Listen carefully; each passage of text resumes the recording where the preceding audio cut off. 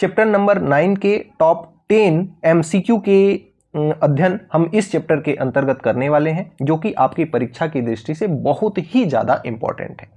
अगर हम प्रश्न संख्या 1 की बात करें तो धातुओं में सबसे अच्छी चालकता किसकी होती है? अगर हम बात करें लोहा की, तो लोहा की चालकता तो अच्छी होती है, लेकिन तांबा और एल्युमिनियम से कम होती है। सोना का उपयोग ज्यादातर किया नहीं जाता, तो ये लोहा और सोना कट जाएगा। अब बात आती है तांबा और एल्युमिनियम की, तो तांबा और एल्युमिनियम दोनों में ही अच्छी चालकता होती है, लेकिन तांबे में एल्युमिनियम से अच्छी चालकता पाई जाती है, तो ये इसका राइट जवाब हो जाएगा तांबा। अब अगर हम बात करें चालकता की, चालकता क्या होती है, तो जिसमें जितना आसानी से इलेक्ट्रॉन का प्रवाह हो जाएगा, जितना आसानी से विद्युत धारा का प्रवाह हो जाएगा, उसे ही हम उतनी अच्छी चालकता वाली वस्तु बोलते हैं।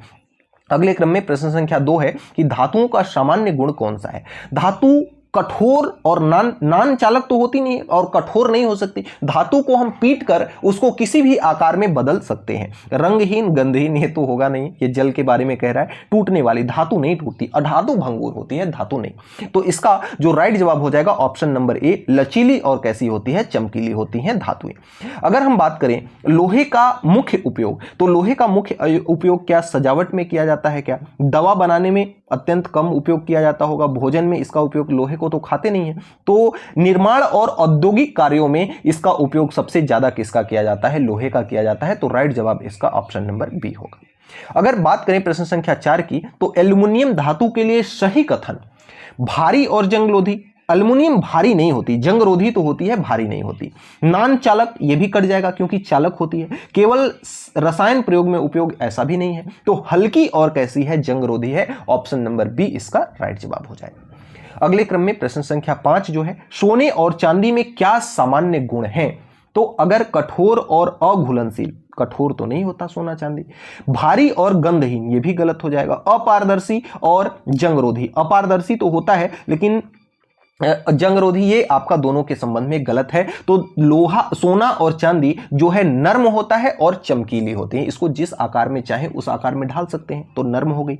चमकीली, चमकता तो है ही लोहा और चांदी, तो इसलिए नर्म और क्या हो जाएगा? चमकीली। इसका ऑप्शन नंबर ए राइट जवाब हो जाएगा। अगर प्रश्न संख्या 6 की बात करें, तो धातुओं की जंग लगने की प्रक्रिया को हम क्या कहते हैं? संक्षारण कहते हैं। धातु जब जलवाष्प और ऑक्सीजन के साथ अभिक्रिया करती है, तो आपका क्या होता है? संक्षारण की अभिक्रिया होती है। तो इसका ऑप्शन नंबर ए आपका राइट जवाब हो जाएगा। ये तीनों गलत हो जाएंगे। अगर हम बात करें प्रश्न संख्या 7 की, तो लोहे को जंग से बचाने के लिए क्या किया जाता है? रंग तो लगा सकते हैं हम, रंग लगाने से लोहे की सतह को सुरक्षित किया जा सकता है, लेकिन अगर हम गैल्वेनाइजिंग की बात करें, तो गैल्वेनाइजिंग में जो आपका जस्ता होता है ना, जस्ता का क्या करते हैं? कोटिंग करते हैं। तो इसका राइट जवाब आपका क्या हो जाएगा? गैल्वेनाइजिंग इसका राइट जवाब हो जाएगा। पानी में डालने से जंग को बचाया नहीं जा सकता, गर्म करके भी जंग को बचाया नहीं जा सकता, तो गैल्वेनाइजिंग इसका बिल्कुल राइट जवाब हो जाएगा। अगले क्रम में प्रश्न संख्या 8 जो है, धातु और अधातु में मुख्य अंतर। तो धातु और अधातु में मुख्य अंतर क्या है? धातु चमकीली और अधातु नान चमकीली, बिल्कुल सही जवाब है।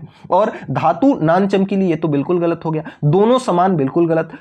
अधातु भारी और धातु हल्की, ऐसा भी कुछ नहीं है। तो ए ऑप्शन इसका बिल्कुल राइट जवाब हो जाएगा प्रश्न संख्या 8 का।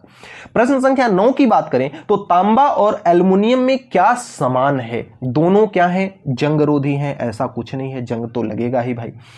दोनों अच्छे चालक हैं, जी बिल्कुल। दोनों क्या है? एक अच्छे चालक है। दोनों नर्म है, सही बात है। दोनों भारी हैं, तांबा और एल्युमिनियम नर्म नहीं है, दोनों भारी भी नहीं है।